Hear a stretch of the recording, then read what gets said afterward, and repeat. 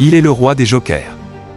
Depuis plus de 26 ans, Jacques Legros remplace les présentateurs du journal télévisé de 13h sur TF1, Jean-Pierre Pernaut entre 1998 et 2020, puis Marie-Sophie Lacaro depuis 2021.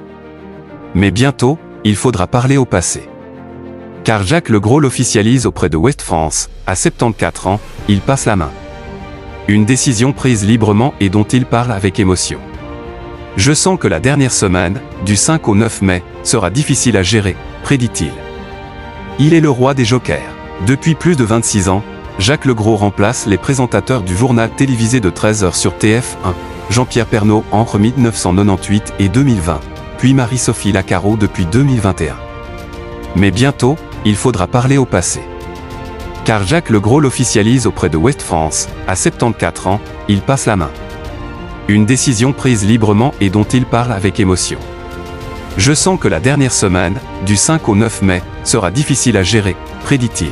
Dans le grand entretien qu'il nous a accordé, Jacques Legros, entre nostalgie, bienveillance et humour, raconte quelques souvenirs de ces 3 décennies.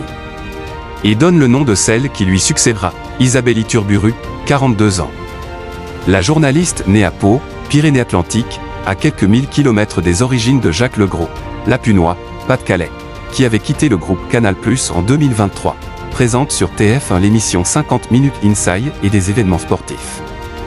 Des rendez-vous qu'elle gardera en plus du rôle de joker du JT. C'est un excellent choix, commente Jacques Legros, qui a réuni 5,3 millions de téléspectateurs et 43,8% de part d'audience le 3 janvier 2025, son record de l'année. Il en profite pour donner à Isabelle Iturburu quelques conseils, par l'entremise de Ouest France, laisse passer ce que tu es vraiment au fond de toi et, surtout, aime les gens à qui tu parles. Tandis que Thierry Thuillier, directeur général adjoint information du groupe TF1, rend hommage au Joker, on s'était toujours dit qu'il déciderait et que je ferais en sorte de l'accompagner. C'est le cas. Jacques Legros est une des grandes figures de TF1. Moi, je l'ai connu avant puisque, gamin, je l'écoutais sur RTL. Il est devenu un visage familier des Français, recueillant des audiences folles. Il y a chez lui une forme de douceur et de bienveillance, qui est singulière dans un monde de brutes. Les gens sont rassurés quand ils le regardent. Ce sang-froid, c'est sa marque de fabrique. Pourquoi cette décision ?